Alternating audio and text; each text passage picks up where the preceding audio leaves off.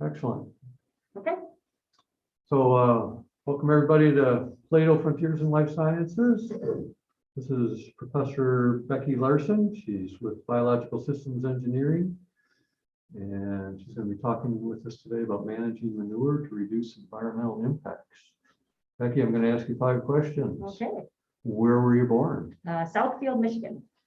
And where'd you go to high school? I went to high school in Lakeland, Michigan, or at Lakeland High School in White Lake, Michigan. And then where'd you go to college and what'd you study? So I did all my degrees, undergrad, my master's and my PhD at Michigan State University. And I was in the Biological Systems Engineering department there. So classically, it always was called Agricultural Engineering, and now they've adapted the name a little bit. But Okay. And when did you come to UW-Madison? the end of 2010, so I've been here about 12 years now. And you're also part of Extension? I am. So I'm an associate professor, and I have half of my time is supposed to be doing applied research and outreach. So Good. Now, if you can close that out, or just close it, I think it'll work. Right? Or slide it up there. So people can see.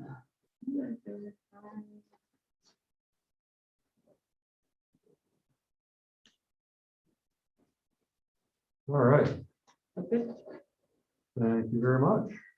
All right. Good afternoon. How are you all doing today? Hopefully pretty good. All right. It's a nice afternoon out there, so thanks for taking some time indoors. I'm going to talk to you today about managing manure to reduce environmental impacts. Manure, I think I was talking to some people before. I didn't grow up on a farm. I got to college and I started working on farms. I found it interesting, and I think it's everyone's natural path to find manure to be the greatest thing to work on and to stick with it forever. One time my mom saw me picked me up from out in the field doing research, and I had manure in my hair and everything. And she's like, so this is what you're spending all this time on, huh? But she super loves it now. So I have way too many slides. It's just my normal thing these days is to have too much to talk about. But I give talks about manure all the time. So I encourage you through the talk to ask questions. I'm happy to divert in any direction. I might skip a few of them if I feel like we're going in a different direction and run out of time. But I also like to use a lot of pictures because I think that helps us all to visualize what might be going on at a farm. I'm hoping after today that you'll at least, if you're not familiar with livestock and manure systems, that you'll at least be able to see a little bit of how they work. How complicated things can kind of get when you start looking at environmental impacts in manure, and how we can uncomplicate them and maybe try to make some decisions that can help move us into reaching some things that help us reduce the impact from it. So I like to start with this slide because manure has been around for quite some time, long before I was here, long before you were here, and it was at a manure. We have all kinds of manure expos and manure things that people don't believe exist. And at one, they had this really old manure spreader. And it was like, you know, they always have the old tractors at a lot of the shows, but they don't always have old manure spreaders. So I thought that was pretty cool. And, you know, they've been around forever. We've been putting shit out in the field for a really long time. I think, what was that? What year is that? I don't know. I'm going to have to reach back. I get that question a lot, and I should have inquired then, but it was a pretty hot, miserable day in Nebraska or something. But gotta be 30s or something. yeah. Or even before. No PTO. All right. Well, at least I picked up a 4:30, so I'll have horses. yeah, I think Mhm. I think so. Oh, yeah. Because it's eating a part. Yeah. That's really I put my new manure sensor on the back of this thing and get it into this stage. But yeah, it was pretty cool to see something that old. That must have been very new for its day at this time, possibly. Yeah. So manure has been around for a long time. I actually think of it as the original kind of attempt at sustainability, right? Or maybe not attempt, but it was something they did to be sustainable, right? You took manure, you put it back out on the field, it provided nutrients to your crops, and that kind of created like a sustainable cycle. We lose a lot, and so that makes it kind of difficult these days, but we're still trying to achieve that, right? We here I talk a lot. I do work with other animals, but it's Wisconsin, so most of my things are going to be directed towards dairy today. But if you have questions in a different direction, I certainly work with swine and poultry and food waste and all kinds of different things. But dairy manure tends to take up the most of my time. So animals produce manure, we collect it, we might go to processing, we might go to storage, but almost all of it, it is a very, very small percentage out there that doesn't go back onto crop fields still, right? Most of it's still going out there. We're creating the crops, making the feed storage, feeding the animals, and around we go. I think the issue has been where we're losing things, right? And maybe spatially in some areas, we're losing too many things in certain places that are kind of creating something the environment maybe can't tolerate as well, right? Causing some impact. If it doesn't go back in the field, where does it, what does happen to it? So it can be, so there's some weird things. So like some people are taking the manure solids and making them into like particle board and then using that board for, we could use it for construction. It looks, it works very similar to any other kind of, those kind of wood products, like pressed wood products. Some of it was being made into actual, I mean, still in agricultural areas, like made into the pot holders that hold the plants. So pressing some of it together. Sometimes we'll pyrolyze it into like biochar, but then typically it'll still be a soil amendment, just totally different form. But so most of it still goes, not too much change, even after a little processing still gets put back out there, but occasionally a little bit can be changed into different products. I think we'll see more of that as time goes on, but some of those are still in the early phases. For me, a manure system kind of consists of a few parts. We collect manure, even in like a pasture-based system, it might go direct to the field. So there's not really collection, but they all kind of contain this. You produce it, it goes into the field. You can include a whole lot of things in the middle. So typically after collection was when you would process it, maybe with a digester or sand separator. And then if you wanted to go to storage, that would typically come after the processing. There's some situations where those could be reversed, but generally this is the flow. And then from there, you would go out into the fields, right? And we integrate all of these kinds of things for different reasons. I would say sometimes the problem is we don't know why we're integrating these things, and then what sense does that make? And we'll get a little into that as we go on. So manure is collected in all kinds of ways. Generally, you have alleyways where the animals are, and you scrape that up. Sometimes you flush it. Sometimes you use augers, depends upon what your manure consistency is. As an engineer, I always like to have all these data points of what's in it and you know, how it'll function. So I know what kind of tools I need to integrate into a design to get the manure from where it is to where I want it to be. They even now have some cleaners like the one up there on the very right-hand side that are automated, and you can program them and they drive around and then they dump it in places, and it's getting pretty interesting out there in the technology and how they're integrating it. But as always, you know, you have animals, they're going to produce the manure and you got to get it somewhere. A lot of times we'll go from the alleyways or from wherever the pens are, however your animals are, and then you'll collect it and move it into kind of what we call a reception pit. And then from there, you'll move it somewhere else, right? So if I'm on a small farm that maybe I daily haul because they don't have any manure storage, that means every day, wherever this comes out of, I got to find a place to put it, right? That's pretty challenging on a small farm, a lot of labor. I find that to be amazing, the amount of exhaustion people must feel milking the cows, dealing with the manure every day, right? On all of the feed and all the other parts that have to go into an animal operation. But it doesn't change that much depending upon how big your barn is. You just might have longer alleys to scrape. You just might have bigger pits if you have more animals, but the systems aren't that much different depending upon the size of the farm. It's more about the consistency of the manure. So once I have that, there's a lot of ways to process it. Maybe a lot of you have seen digesters out there as you've gone around where they're collecting manure and producing energy. We get a lot of sand separation in Wisconsin where we bed animals on sand and then we have to want to remove that afterwards. Solid liquid separation is a common one where we're trying to move some of the solids out of the manure so we can manage the streams differently.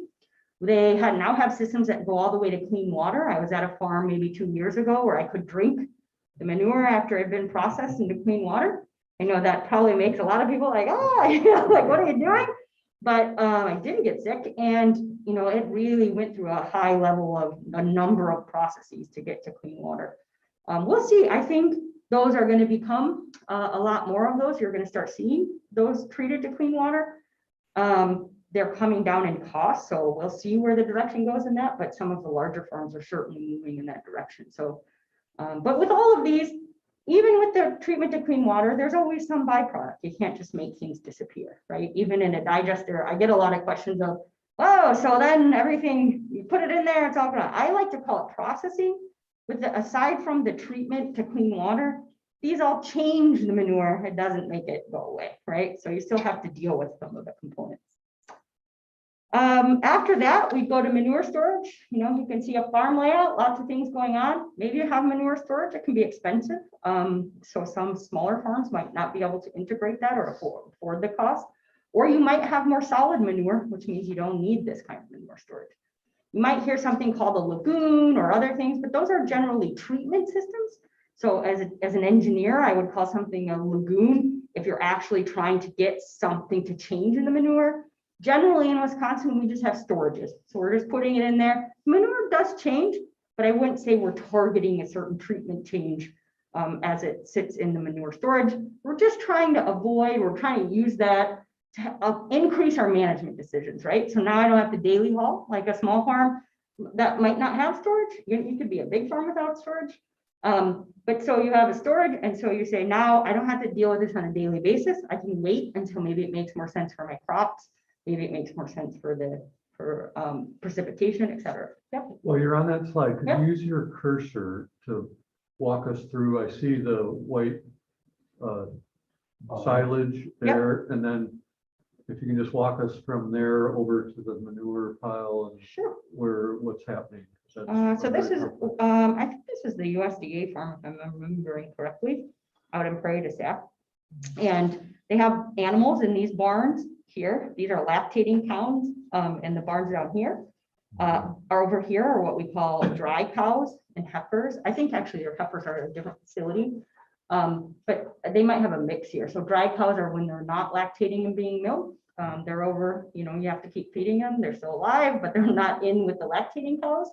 You also have heifers who are not yet lactating and so are not milking, and we call them those kind of like all the replacement animals. You have calves and heifers and other things that you need to maintain that size of lactating herd. A lot of times when you ask somebody how big is your farm, they might say 300 lactating cows, right? That means they probably have some other cows there, and to try to connection problems.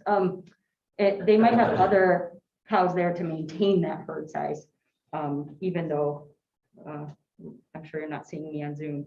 But so they have other cows there to maintain that lactating herd. There's also a parlor. It won't even let me move this. Oh, there we go. Yeah, when you get reconnected, Yeah. it'll show back up. Okay. So there's a parlor here where they milk the cows. They like to connect all these, so it's easy to move the cows around. Also, the manure collection system runs through there as well, and then it'll run out to the manure storage. You can see this is where they store the feed. They call these silage piles. And so the idea there is we're allowing things to ferment. So everything harvests at one time, but then. Right. Yeah, you're back on. Are you still a co-host? Yes. Okay.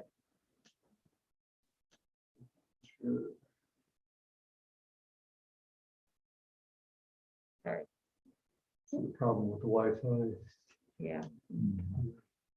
Okay.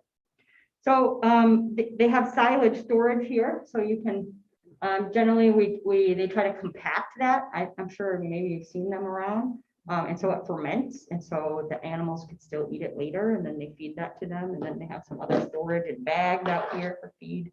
So that's generally some components you'll see at a lot of farms. So see, they have some crop fields around here. They actually have an area where the dry and dry cows and heifer cows can go outside into this kind of feed area. So manure storages can all be different, but again, here in Wisconsin, generally we're using them. to store the manure to allow us to change the timing of when we put it on the field, right? If I put it in on the winter, that's probably not going to help me very much. When the snow melts, away it goes with it. If you're going to apply it when the crops don't need it, that might not be as helpful. You don't want to apply it 2 days before it's going to rain, right? Then we'll lose a lot of it. So it just helps you with some of the planning. It's particularly helpful in reducing issues with water quality. As the manure, you might get some, around and around we go, eh? So you might get some buildup of a crust on top of the manure storage. That's when all of the solids raise to the top. So when that happens, you'll agitate the manure in a variety of different ways. Here's like a PTO that's connected to a tractor, and you might run the agitation system to break some of that up and mix the manure up. They also have boats now, so you can remote control a boat and it'll drive around, and you can program it or control it by a handheld thing, and it'll mix up your manure. And then you'll take all that manure and you'll put it in maybe a tanker, maybe you'll pump it out to the fields. There's a variety of ways to get it out there, fill them up, and then it goes on to the field, right? And so you're trying to use, My understanding was that you would only do the agitation right before you wanted to use the manure. absolutely, yep, That the crust over it was actually a good thing yes. because it didn't smell so much. Yes, it prevents a lot of odor. It also can prevent a lot of like gases from escaping, like methane. So it can be a good thing. Yeah. Sometimes the constituency of the manure might not have a lot of solids, and then you don't get a crust formation on the top. And so it looks a little bit more like this. You still probably don't want to go swimming in that, but it has less crust formation. And so that would allow some gases and odors to escape, but also maybe it changes some dynamics that on the crust, some gases like nitrous oxide are promoted more when you have some oxygen in that crust. And so not having a crust decreases N2O, whereas having a crust decreases methane. And so where is the trade-off there? You'll see later we start to get all of these, what environmental impact thing do I want to affect? And like I do this positive thing, but it created something negative over here. But that's a great point.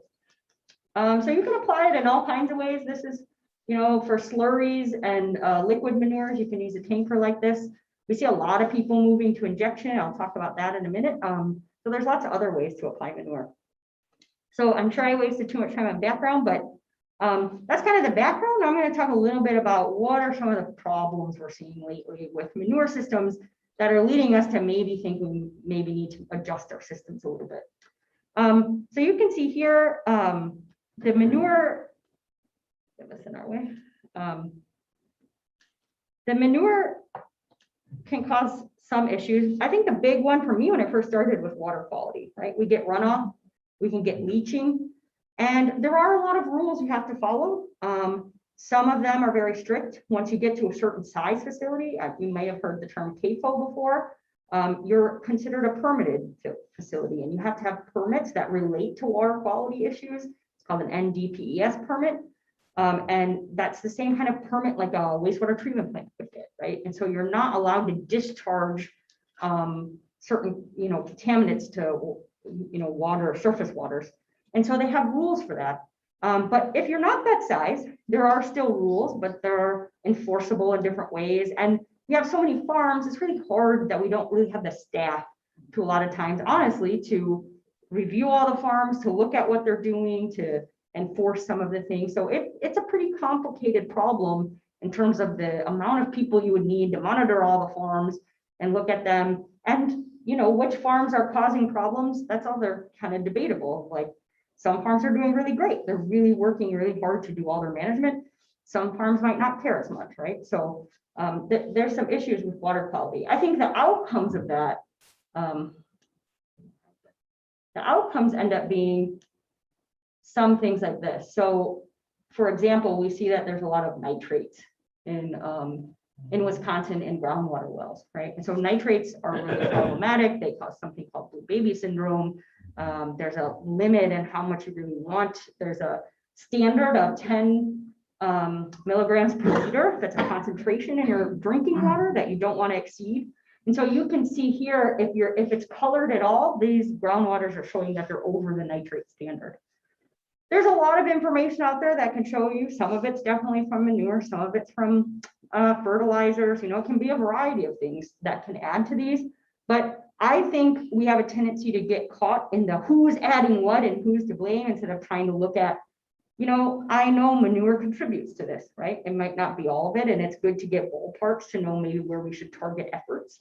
But manure does contribute to this as nitrogen moves through the profile when you apply the manure. This is a picture from some things that we were working on when people were turning on their faucets at certain times of the year, right? That's not something you want to see. In this case, the bathroom tub is looking a little bit too much like a manure storage, not going to get very clean in there, right? So this was causing a lot of residents a lot of issues, right? They were drinking bottled water, they were testing their water, there were pathogens in it. It's what's happening certain times a year. I would say after we looked into some of these issues, or some of the microbiologists that I think was saying, there's sometimes in spring into early summer, those are the big impact times when we were seeing some of this, and some of their outcomes kind of showed, well, a lot of it is to do with manure applications, and particularly in karst areas where the manure can get down into groundwater. And then there were some reasons that maybe there are definitely some contributions more consistent throughout the year from, say, septic systems, right? Of those things getting down into things. But you could see this big slug of it happening when manure generally goes out to the field and then the time after it. They also have, similar to the nitrate, they can look at wells, and you can see that we have some issues with some of these. Now, these are bacteria. Not all bacteria are bad, right? So these aren't necessarily pathogenic bacteria, but you can see there's cause to have concern that these kinds of things are ending up in our groundwater. Where are they coming from, right? And so there's been a lot of investigations to understand that, and manure is contributing to these things at the rate that we're applying it out in fields today. I would say there's lots of pathogens in manure. They are a concern. You can have up to 300 different, more than 300 bacteria, viruses. Bacteria, you probably hear more about because they're more well studied than other things. But Salmonella, E. coli, O157H7, Campylobacter, Listeria, Cryptosporidium, Giardia, right? I'm sure some of those are more familiar to you. A lot of what we call these are zoonotic, so they can transfer from animals to people. And so if these are getting in our surface waters, you might see beaches close. If they're getting in your drinking water, they might make you sick. There's a lot of evidence to show, sometimes when we think we're sick in our drinking water, it could definitely be our drinking water if you're not on if you don't have a treatment system, especially certain times of the year. So just a plug for if you're not on treated water, that you might want to test your water every once in a while in that kind of spring time to see. There's lots of places to get your water tested, but so there can be all kinds of things. There could be none of these, right? You could have manure that is, I have a bunch of healthy animals and these aren't present in the manure, right? So we talk about there's dangers from these, but then we have this occurrence. So sometimes they're around and sometimes they're not. So it can be very, it can fluctuate very significantly in terms of how much is there. Is it enough to be an infectious dose? What is the impact of it? I'm sure all of you, if you live around here, are aware of phosphorus in waters, right? The algae blooms.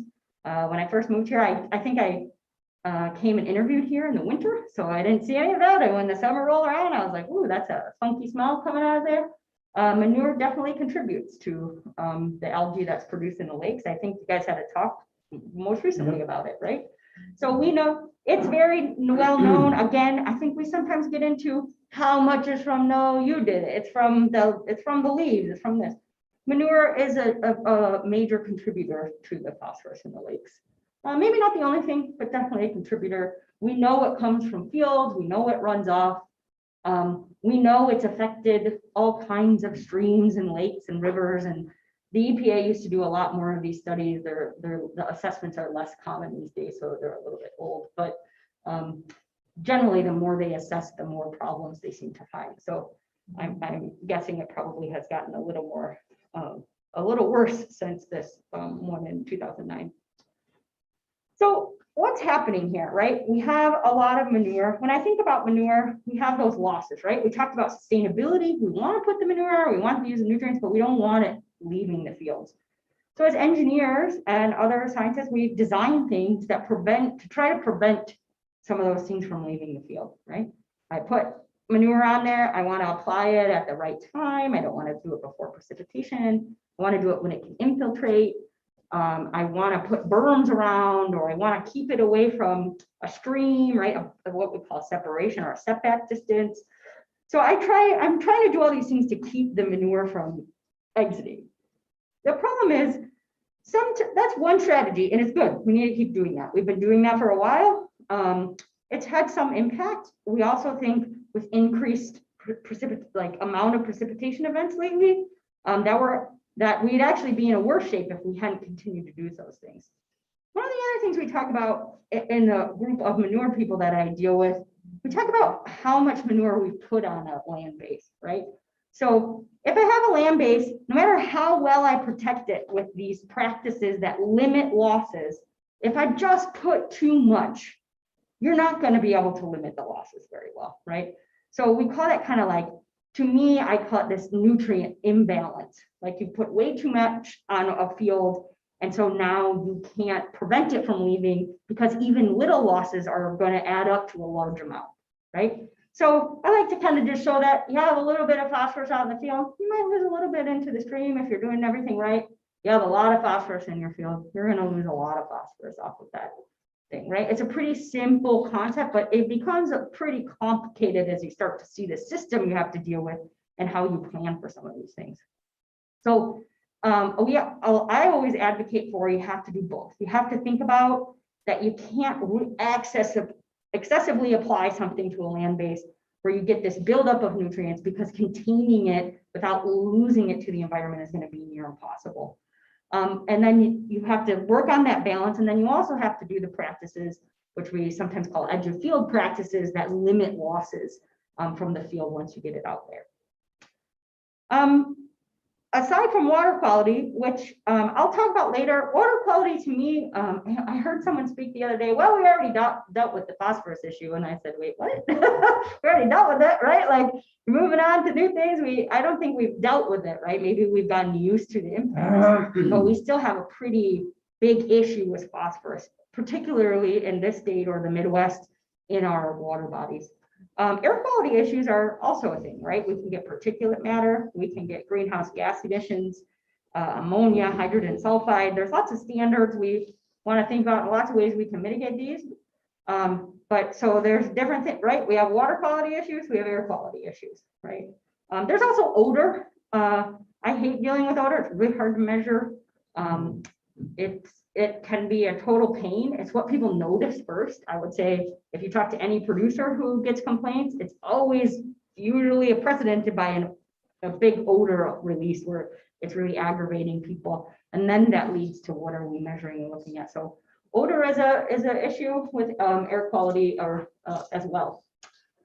So one of the big things that we've been kind of focusing on for a while now is greenhouse gases and methane emissions, right? So agriculture is a big source of methane emissions. So in emissions for greenhouse gases altogether, I like to say it's important at the state we're at to look at all of them, right? We need to look at where they're all coming from and make logical decisions on how we're going to mitigate those. And sometimes that takes into environmental things, financial decisions, et cetera, right? In terms of huge impact, is agriculture going to give us a huge impact? Maybe, estimates say maybe 10% of our total greenhouse gas emissions are from all of agriculture. Can we make huge gains there? We can make some gains there. Energy is really the primary driver that where you can make a lot of gains, right? So it's really important that we put it in scale, but it's still important that I think we look at everything, because it still is, 10% or whatever of our total greenhouse gas emissions from human activities.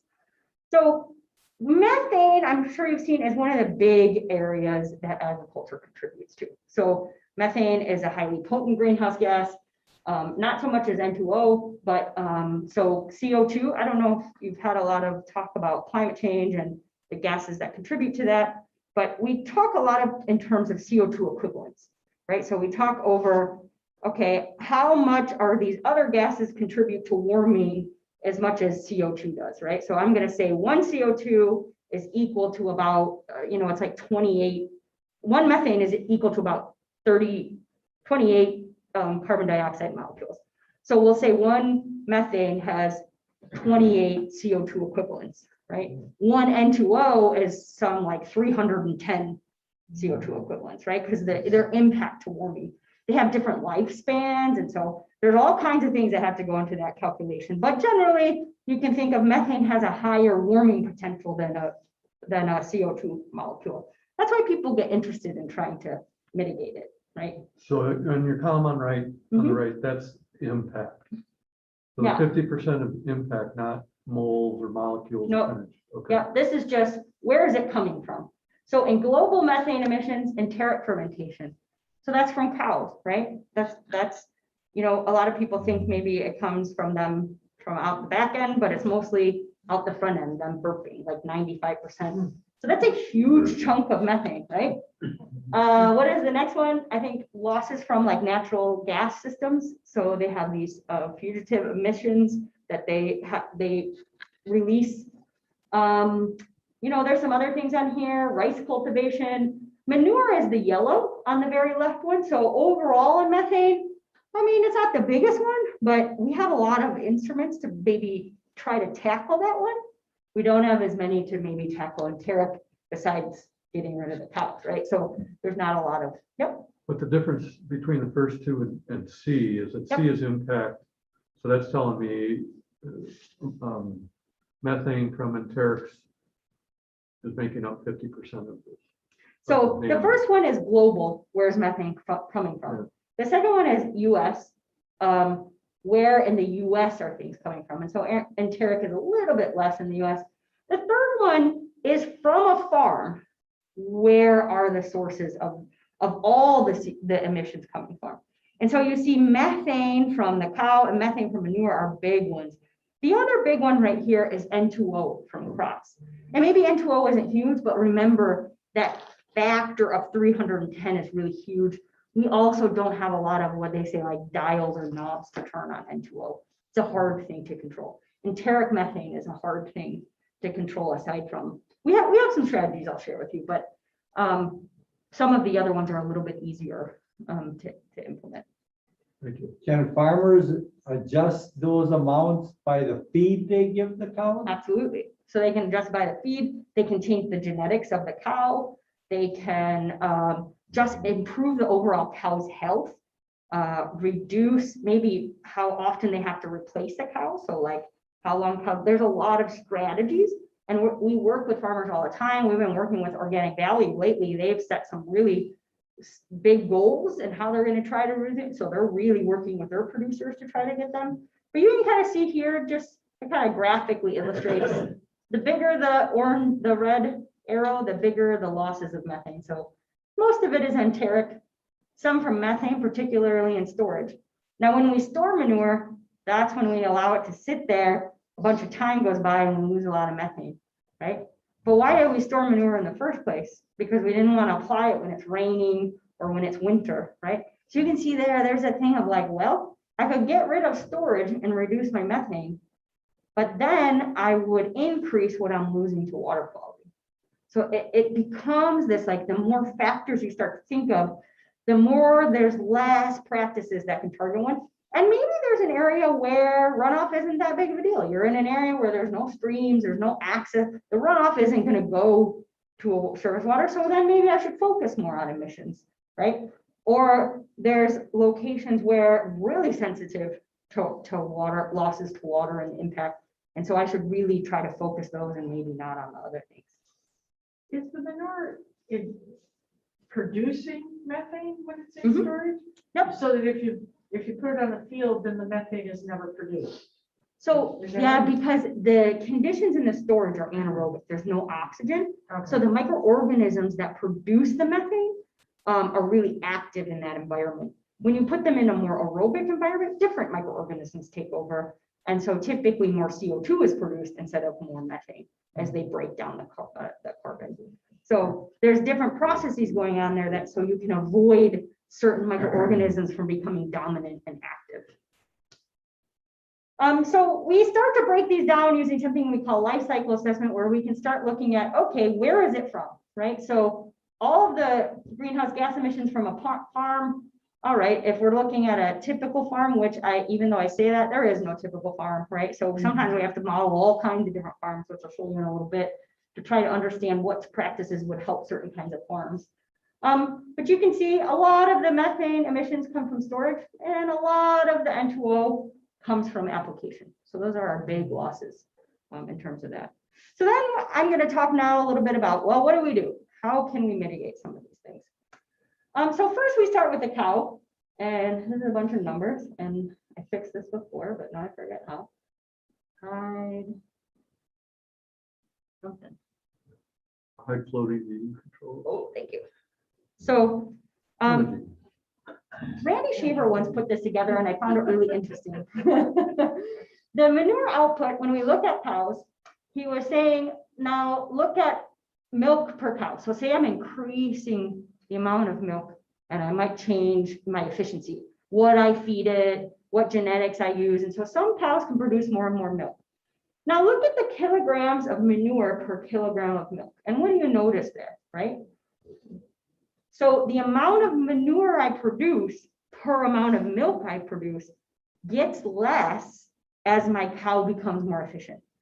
The reason I wanted to start with this is because after all the work we all do about everything, I know it's hard for people to think that we don't want to get more intensive, but the more efficient an animal can be, the less impact we'll have, right? I would rather produce 1.3 kilograms of manure per kilogram of milk I produce than 3.5, right, that I have to manage.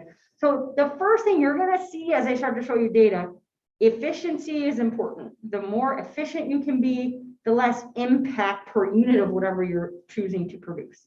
Now, efficiency is one thing, but there's other ways to look at things too, right? So you might also say, well, maybe I just don't need that much milk, right? Maybe I don't need to produce this many things. That's also an option. I'm just trying to show you different ways of showing data. Hopefully people come to some conclusions that they think they can support through that. I guess for me, opening your mind to maybe the differences, whenever I think something and I don't look at data first before I form an opinion, I'm always wrong. So just be open a little bit to the data and then try to use that to form your opinions about maybe how you think we might be able to move forward. What is feed efficiency defined as? So feed efficiency is generally, now I'm going to stress my knowledge of dairy, but it pretty much refers to how much of the feed is going into the product or the animal of the product you're producing, and not other things, like not getting wasted in the manure or wash, right? So if you were at 100% feed efficiency, everything you fed would go into the animal and produce something, and you wouldn't have any waste. So it looks like it's the ratio of milk to DMI. Yeah, so I'm guessing, but just looking at the numbers. yeah, it's probably pretty close. So it's about DMI, so that's dry matter intake. So Okay. how much you feed into an animal, how much ends up in the milk. I'm just not sure if they also include how much ends up in the bodies thing, and not just excrement, but it's Looks like all it's just related milk. to, you're trying to make a product, how much of that feed ends up in there. Did I go on to the next one? No, yeah. So the same thing happens with nitrogen and phosphorus, right? The more efficient I can get, the less excess of these things I'm going to have in the manure, right? So the less manure I produce, the less nitrogen, the less phosphorus I'm going to have to manage. They also have found in animals where they say, okay, I'm going to feed phosphorus. The more phosphorus I feed, the more I'm losing, right? So at some point, the animal doesn't need any more phosphorus. And so it's all coming out in the waste. But one other thing they noticed is more of it soluble, right? So soluble means it can run off easier, it can move easier. You don't want that in your manure if you're trying to limit it from leaving the fields. So feeding the right amount, also using some practices, balancing rations, using a TMR, milking more times a day could also help you with your nitrogen management. Can you explain what TMR is? A total mixed ration. It's trying to improve your feed efficiency by getting them not just like, oh, I'm going to lump some stuff up here. You really mix it all together to make sure the animals, I'm doing this very generally, to make sure the animal's eating all of the pieces, right? So it's getting a mixed diet that you're controlling, not picking out what it wants to eat because you haven't mixed them together very well. So again, we mentioned enteric methane before. So this is also a thing. So you're going to try to manage what's lost in this system and try to reduce that. And there are a lot of, as you mentioned before, ways to do that. So you can use feed management. You can say improve your forage intake, increase your milk production, right? That efficiency. You can change your genetics. You can use management practices to reduce, improve your cow health. That would really improve the overall things. So adding all those up, you can have a big impact. Maybe if you did every single one of them, maybe up to 30% reduction in those enteric. And so they're working on a lot of those, right?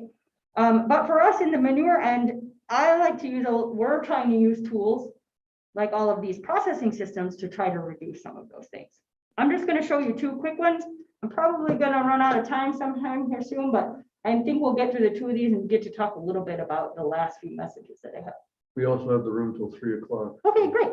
So that way people can leave if they're bored, and I'll try to finish what I was hoping to get through. So digesters are one thing. I think you've seen them. They're pretty popular. This is a map on 2020. AgStar, US EPA AgStar puts on a map of all the digesters in the United States that are on animal facilities. There's a few hundred, I would say. Does anybody have a guess as to how many might be in, say, Germany, much smaller country? Yeah, they have about 10 to 13,000 digesters. We have about 300, right? So you can see, whoa, there's a lot of room for growth there. We have more if you include wastewater treatment plants.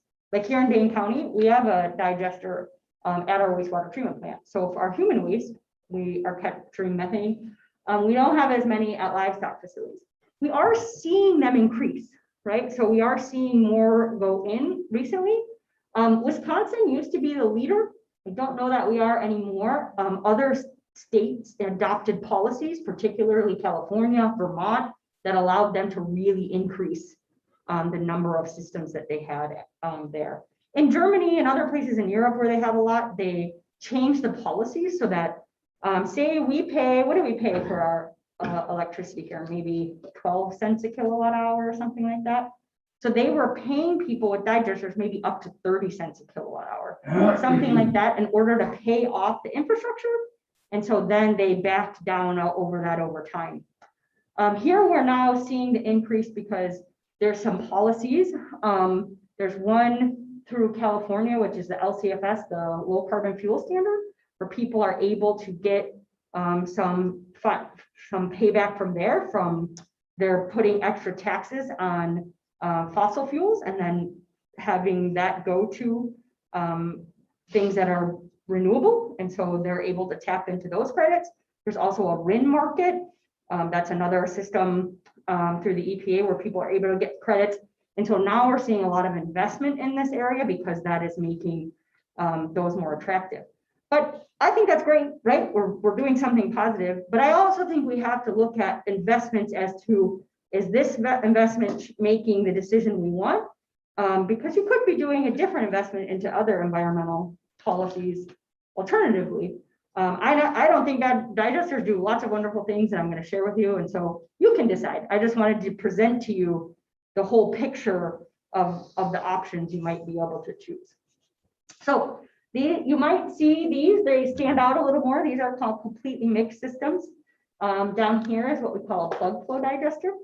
Digesters are interesting. There's not much in them. Sometimes they have a little window on them and people are like, oh, I want to look in there. And I'm like, go for it. It's like a brown shit storm in there, just kind of floating around.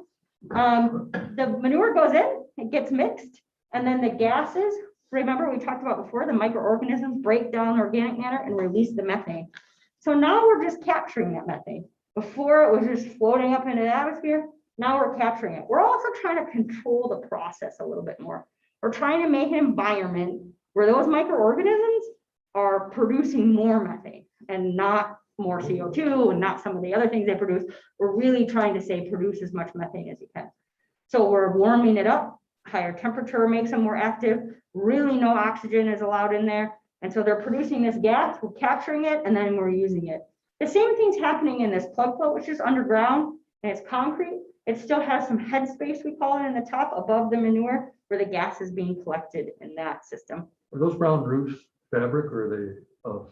Yeah, they're Water. a weird material. So the outside, actually, there's two layers. So there's an inside that collects the gas, and then there's another layer on top of it.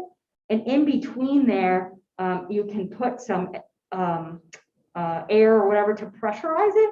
And so you can use it to keep the dome inflated when maybe you don't have as much gas, or to try to, use it to force some gas and use for different ways. So generally though, we use it to keep it like maintaining that structure with fluctuations in gas. There's actually two tarps over each of those. You got it. Wow. Mhm. So these are pretty big farms, right? These ones that I have pictures of here, at least big for Wisconsin. What's pretty big? How many cows? So this one probably services at least 3,000 cows, but this is actually one that takes manure from 3 different farms. So it might be more like 4,000. So there's different farms are feeding it, but it's like the weirdest setup. I've never seen 3 big farms that close before. So like I could, if I could throw farther, I could maybe hit them all with a rock from there, right? And so they're pretty close, and so they pump the manure, and they have a place where trucks can drop it off. But if you're getting to this size, you have 1,000+ cows of animals. And this size, this is on a small, maybe 200 cow dairy. So it's in those shipping containers that we hear so much about, how difficult those are coming right now.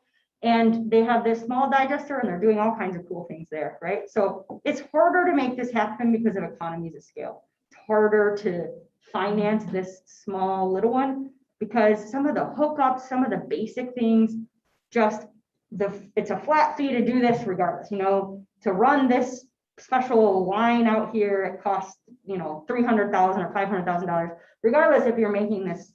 If you got this little tiny one that needs to pay that back over forever, or compared to this really large one. So it's tougher for the smaller facilities to make these. They also have dry digestion systems. This is one of the first ones in Oshkosh where you can take drier manure, you can see in the picture over there, or you can take food waste or other things. I like to think of it as like a garage. You put it in there, it's more of a batch system, close it up, collect the gas, open it back up and take it out and put the next batch in. So there they have 4 of them operating. So 1 week, each week they'll open another one and change it out. We even do little tiny ones. We built this one in Bolivia, just on a farm. We run the gas line into the house, and so they can cook on it. It's really old technology. There's not a lot of bells and whistles on them. This one was just a tank. You seal it all up and you create a way for the manure to flow in and out without letting oxygen in. And then you make a way to collect the gas coming out the top. So you can direct burn. That's great, right? I can build, I can cook. Maybe a step up, you're going to make electricity. This is challenging because it's costly, not because the technology is so crazy. I mean, methane is the same as natural gas, right? So natural gas is methane. It's just maybe at a higher percentage than biogas. The problem is there's something called hydrogen sulfide in the gas that really corrodes things. So I saw a picture of someone who didn't use a specialized generator, and there was like a hole like this big right through the metal. It ate through there with the corrosiveness of the hydrogen sulfide. So you have to use these specialized generators. They're pretty expensive. You have to do a lot of maintenance to keep them running. So this is what we always did. This is the way people generally, most of the digesters in Wisconsin were running and producing energy this way, connected into the grid typically. Now we're seeing this shift. This was the small scale system before they built the big one out at the landfill. Same system, type of system though. You're going to take the methane, you're going to remove the CO2 from the biogas, you're going to clean up all that other corrosive stuff, and then you're going to take that, you're going to inject it into the pipeline. Or you can compress it directly and use it for vehicle fuel. There's a lot of tractors, like say in Europe, where they just compress it on the farm, and then they put it right into their tractors and use that in their tractors, right? So I'm sure you've seen cars that are running on natural gas, right? It's the same concept. You just have to clean the biogas up a little bit, which is the costly part before then it goes into. This is where people are getting those extra LCFS and RIN market credits of why this kind of system is becoming very attractive financially to invest in. In Africa, we even installed old school, there was an absorption chiller. So you can run the biogas right into here. It like burns it, goes through like a heat exchanger, and you can actually chill, right? So where we work on these in Uganda, it's really hot. They don't really have need for a lot of heat, or it's just not that valuable. But if we could refrigerate things, it was very valuable, right? So we were able to, kind of convert it. So it has a lot of ways that you can kind of fluctuate how you use it. Again, like I mentioned before, when the digesting, that's what comes out of the digester, comes out, you still got to handle it, right? It's still manure, just has less carbon in it, really, right? You still have all the other things that were there before. This is a bunch of numbers you don't have to worry about, but we did a big study on pathogens through digesters in Wisconsin, and we found out it reduces pathogens by probably around 90%, just typical operation. You could improve that by really controlling the operation, but just the way they do it now, that's pretty good. It's not always perfect. It doesn't always maintain 90. It might drop to 70. But when I think about it, if manure is being spread on a field where I got my water from, I would definitely take digested manure on that field over undigested, right? It reduced the risk later by that kind of reduction. However, when I work with the microbiologist, he always wants me to point out, if you have a huge concentration in the beginning and you knock it down 90%, that still might be problematic, right? So it's just thinking about, there's other strategies we might want to think about to reduce some of that. Digesters are great at reducing odor. I didn't do this. This is from other people, as I said before, not my favorite studies to do, but really impactful that they show over and over the odor reduction, because it knocks down a lot of the VFAs or other things that are odorous compounds that get removed. They also show up to do things like degrade antibiotics. It's not as good as composting, other thing for that, but it's possible. It has a huge impact to global warming potential. Again, it takes that methane, captures it, and when you burn it or whatever process you do, it converts it to CO2. That carbon becomes a CO2 molecule. So just by that process of capturing it, converting it to CO2, you could just burn it directly and not use it for anything. You would reduce the impact by 20% or by 28 times, right?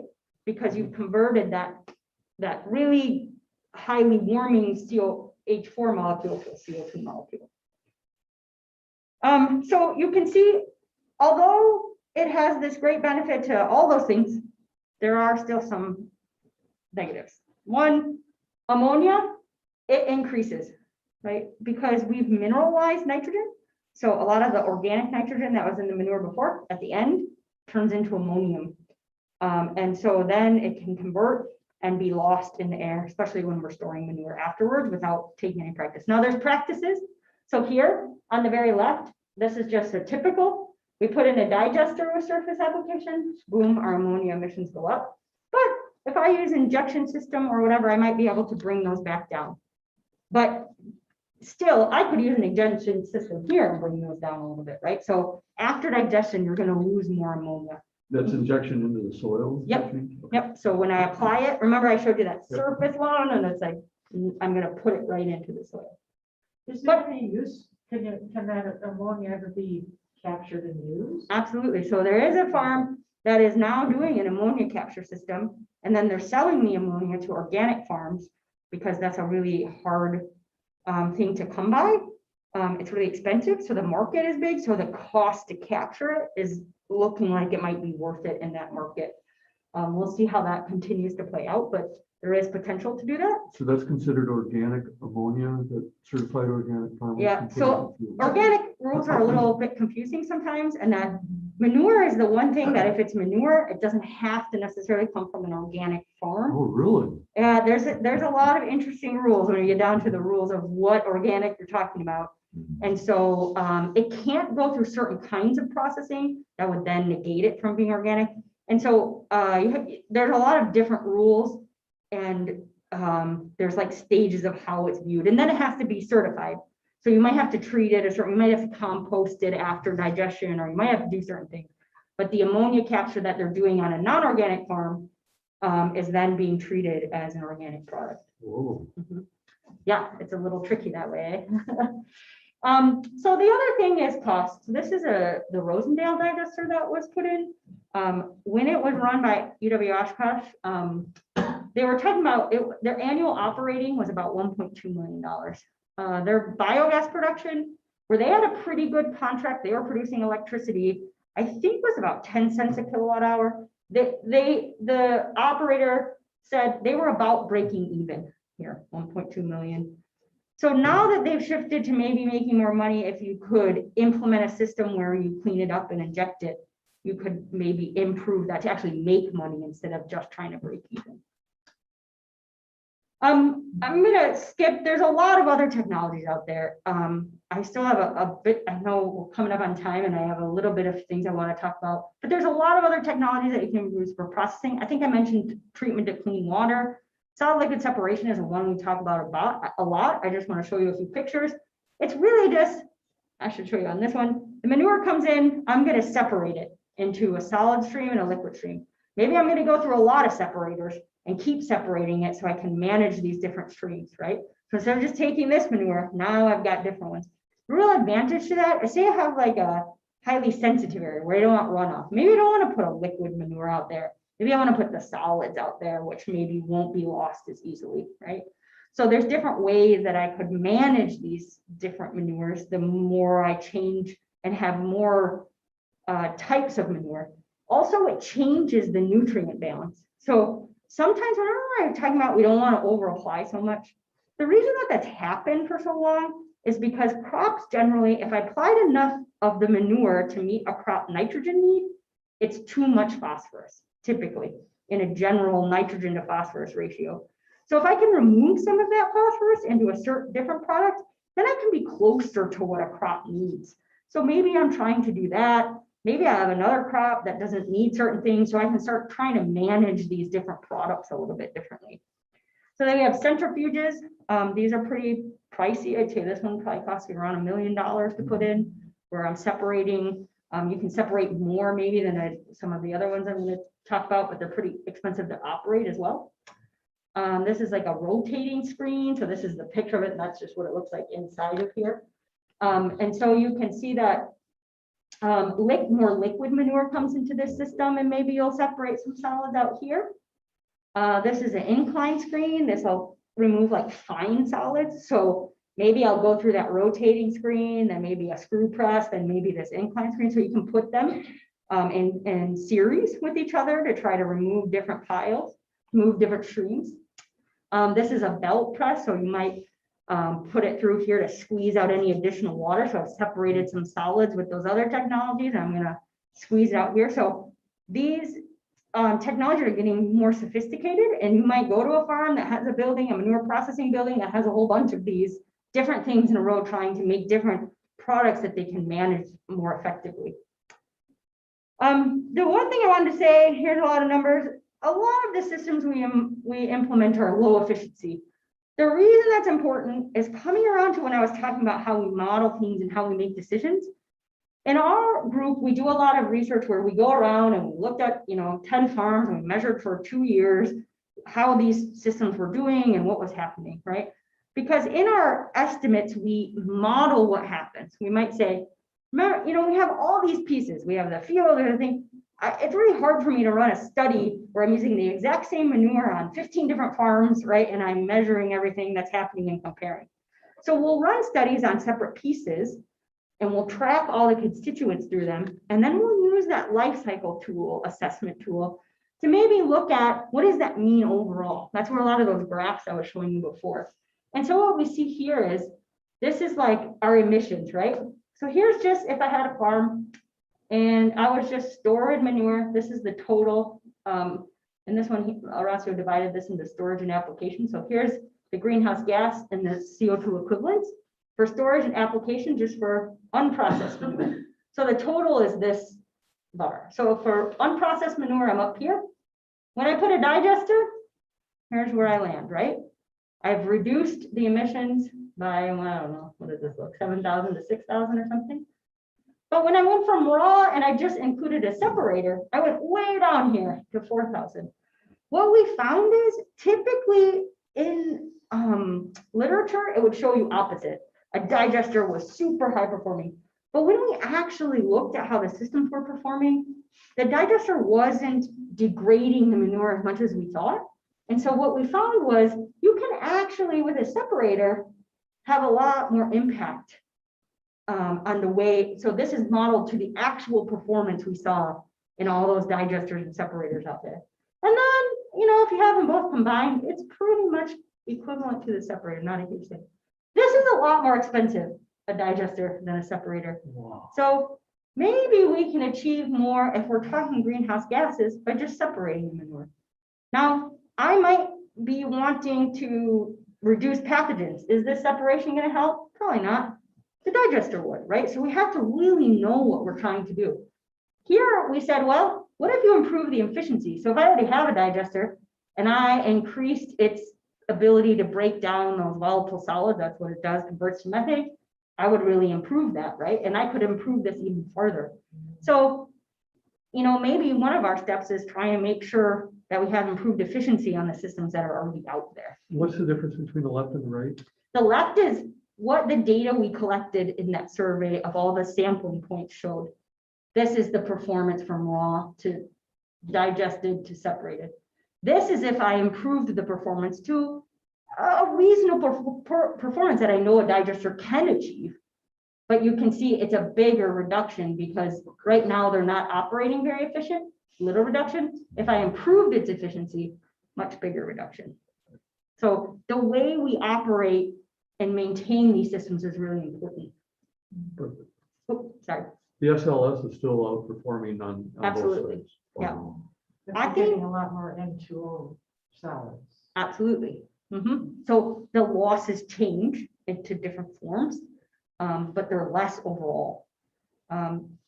It's interesting. There might be ways like you could cover this and reduce methane and maybe not have as many options from N2O in the solids. Yeah. What we found was that we were using general efficiencies in terms of modeling. And when we started modeling the real efficiencies and for each parameter, we got very different results than we thought. So it really goes, we always need more data, right? No scientist is going to be like, hey, we're good with data over here. And you can do the same thing for ammonia, right? So here's the raw, here's what we saw out there. Digester increases it. Solid liquid separation decreases it. And then here we are. So digester can't reduce methane as much, increases ammonia. Solid liquid separation reduces ammonia, reduces greenhouse gases even more, right? And then the improvements in efficiencies for ammonia didn't change as much. They seem to be more important for greenhouse gas emissions. Okay, if you need to go, I understand. I just got a few more things. Manure application. So this is like, all right, we call it surface broadcast. I'm gonna put manure all over the surface. It doesn't smell good. It does create emissions. And when it's out there, right, it can run off pretty easily. This is what I talked about when I said injection. So this is a pretty simple thing. I have this toolbar. It actually opens the soil up, the manure gets injected and it closes the soil again. Really helps with odor, also helps with reducing emission losses, also helps with reducing runoff. Now, the only time I wouldn't use this is if I had a really short distance to groundwater and I had a lot of groundwater issues. I don't want to inject it 8 more inches closer to groundwater, right? So you got to make the right decisions for your location and field. But you can see this is the soil after. You can't even see the manure, right? So we do see a shift in seeing more and more people injecting like this, but it does take more energy, more time, more equipment. So there is something to be said. I was out in the field the other day trying to figure out this manure sensor we were working on. And I was like, this tractor is insane. Like, I cannot figure this out. I have a PhD in engineering. I cannot figure this out. So I will say, the more you add, the more we also have to think about helping people to understand how to use the things that we're adding and making it really user friendly. But it's really cool. So that manure sensor, we're actually trying to put something on the tractor that would allow us to map out exactly what nutrients are coming out. So we're using this near infrared sensor to try to tell us what's in the manure. So this is a pretty new technology that we're still evaluating, but it's available. People can buy it. So you're injecting it, you're measuring the injection on the go as you're driving. You got it.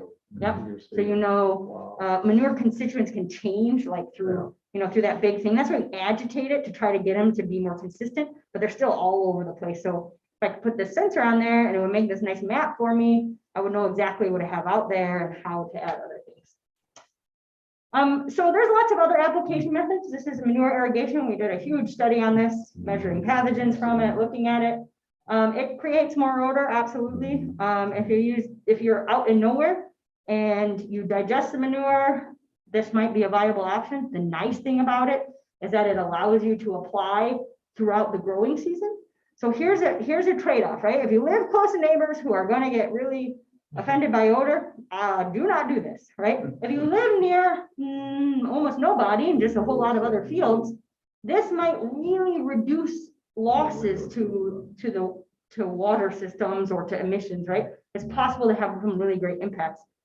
People will hate it, right? I mean, you see this, you smell this. I can understand that completely. So it just goes to show the situation you're in. Every producer has to make all these decisions as to what is the right thing for them. I'm going to skip this one because I'm going to get to the point anyway in a different one. So we do all these surveys and we take all this data. And so we went around to all these farms and we looked at different sizes and what they were doing, right? This is just a sample of the data. We asked them a million questions and we tried to figure out like what they were doing, what kind of spreaders they were using, how often they were spreading their manure, or were they using nutrient management plans, were they not?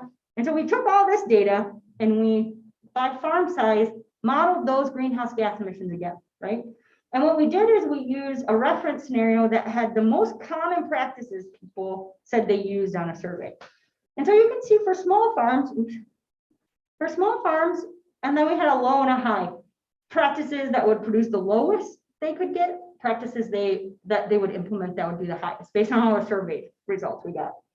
And we found that for small farms, the reference value was pretty, it was here, right?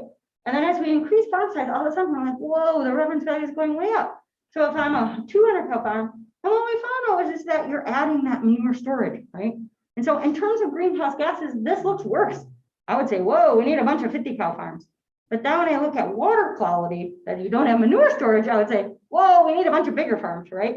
So it's really hard to say farm size is probably not a good indicator of what you're doing. It's practice driven, right? I know we all like to say, oh, these big farms, these small farms are terrible, whatever. Everybody likes to say it. It's really the choices they implement at that size that really change it. Now, the reference for the really large farm was really because a lot of them had processing systems that allowed them to really reduce the emissions from that. So there is something to be said for having the ability to implement more practices at a certain size. We also look at like an organic farm and we start to look at all the practices. So this is where this is some research that we're just finishing up, but I just wanted to mention a few things. Like there's a lot of different kinds of farms, right? When we were working with these organic producers, we broke it up. This is just 4 of the many regions around the US. But even for each one, we broke up all of these things. So maybe we had some practices that the Amish farms would use, total grass-fed, 100% grass-fed farms would use, a little bit bigger of a Holstein cow, a farm, a little bit smaller of a Holstein, a Jersey farm.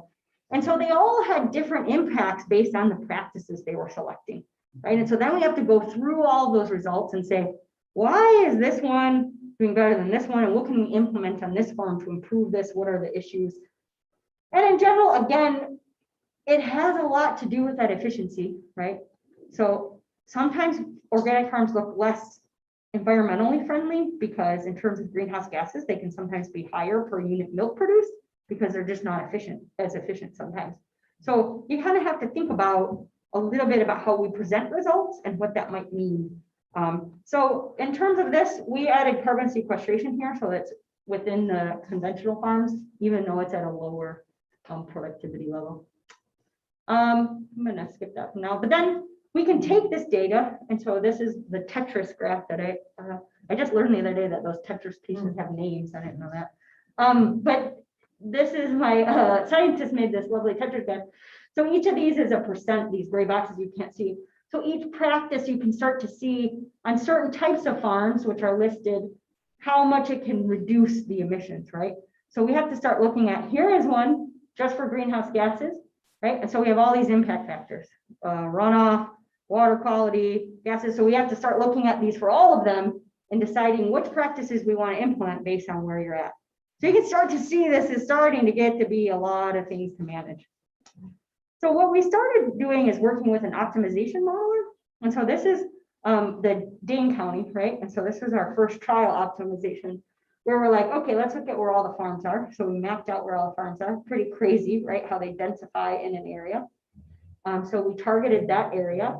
We map out where they're producing, where all the animals are, where they're producing manure, how much phosphorus, how much manure, how much solids, all of things. We map all that out.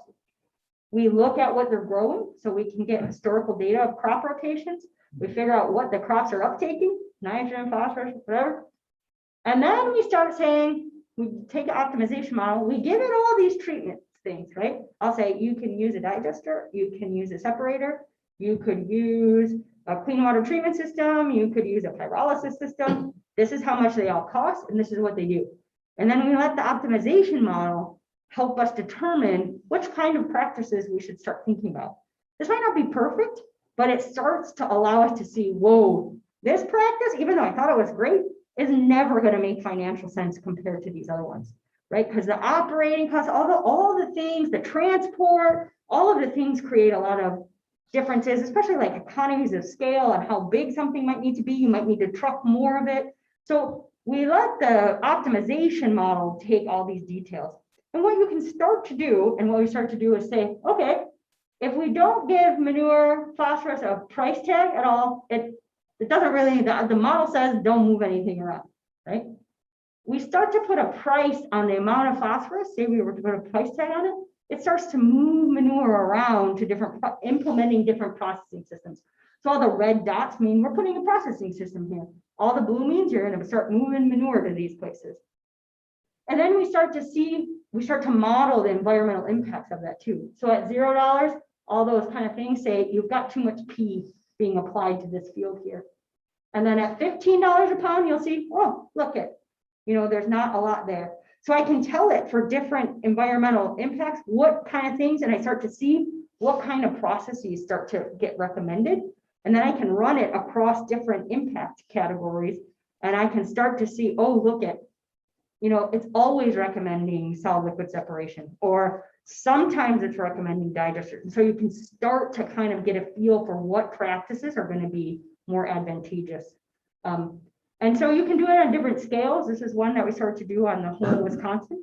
It is a lot of data, and I really have partner Victor Zavala in the chemical and biological engineering. He manages this part of it, thankfully, because it starts to get painful. So I know that was a lot, and I appreciate you all hanging in there for 15 extra minutes. I just want to say a last few things. There's lots of things we can do to reduce the environmental impacts of manure and livestock systems. You could also do away with them if everybody chose that was the option.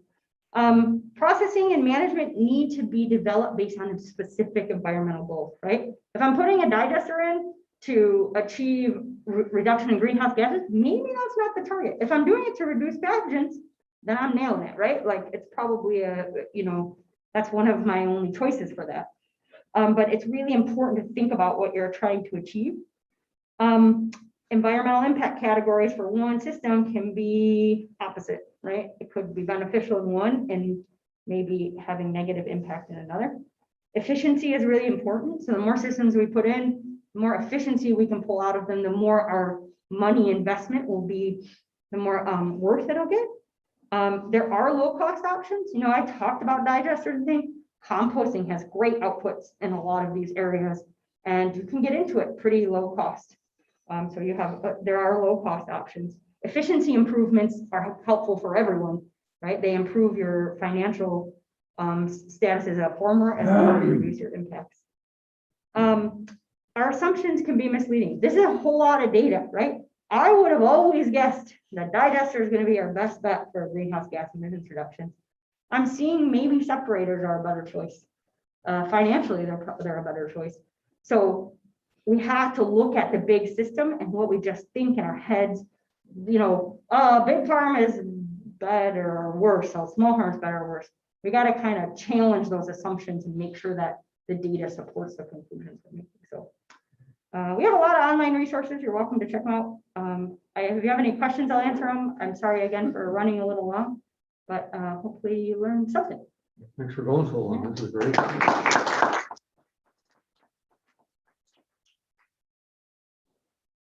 Yeah, I have a question. During the warm weather, I going along Highway 12 on the bike path towards Rock City, about 10 miles out, 10 miles back. I observe a lot of stuff, even though I don't understand it. And I've also seen farmers hauling, liquid manure and solid manure behind their tractors. But the last 5 years or so, I see semi trucks, big, full-size tanks hauling something. Is it going to a digester or what was that? It could be, but there also was a bunch of rule changes on road weight. So there's a road weight rule because there was a lot of damage happening to roads because the tractor weights and the tanker weights. Some of the manure tankers were almost at the maximum weight limits before even putting manure in them. And so the tankers are better able to spread that weight over more axles. And so some farms have switched more to those semi-tankers in order to meet the standards for the that they started enforcing more on the road weight to reduce damage to the roads. I also think sometimes some of them can hold enough that maybe it's more cost effective to run the tanker than it is to take the tractor back and forth with the ones that are attached to the tractor, like the manure tanker versus a semi. And so it looks like maybe they're going to a different farm or something. If it's a different farm, they absolutely could so be. It doesn't look like a farmer doing his or her own thing. And sometimes it's more like, so they could definitely be taking it to one of the digesters and dropping it off. Also lately farms have started to not become like contiguous land. So they become spread out. So sometimes they'll take it to another holding tank farther away, and then it'll be dispersed to fields at that holding point, or they'll pump it out to another holding. There's a couple of questions online. If you want to look at the chat also. Yeah. Grab that one out. I got a question more on the politics of this. Yeah. So you got a lot of data. Yeah. You got a lot of ideas, and obviously, as you've seen, the Germans have had big results by jacking up the feed-in curves from producing power on the farm. Yeah. Do you see any movements in Wisconsin or in the US at all to really make big policy changes that can drive this forward?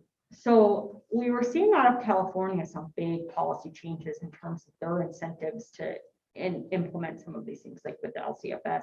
And so those were actually not only changing for their own state, but that's been driving all of the implementation around the country as well as with the RIN credits. But I think both of them stack together. So we're seeing that. They've just rolled out a new policy in the state that I just saw some base out, but I have to read through all the details before I know. That's trying to do some things to incentivize that. I think here,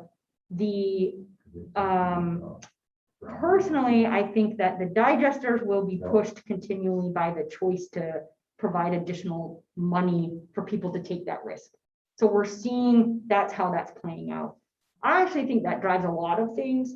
The other thing that I think people are running into are, as the farms are getting bigger and there's more to manage, the public relations are becoming more difficult for farms. So I think a lot of the bigger farms that really are trying to do good things are moving to like, well, I'm just going to treat this to clean water. I don't have as many issues. I don't have as many things to manage. My neighbors are happier, right? So I think there's some push there. In terms of big policy changes, there's like what I'm seeing is there's these little test things that people are trying.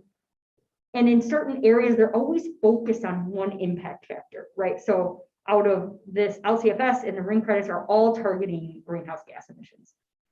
There's some attempts trying to target, they've done this in the one of the big watersheds out east, I'm blanking on the name, where they've tried to put a dollar value to phosphorus in terms of that to try to recoup that.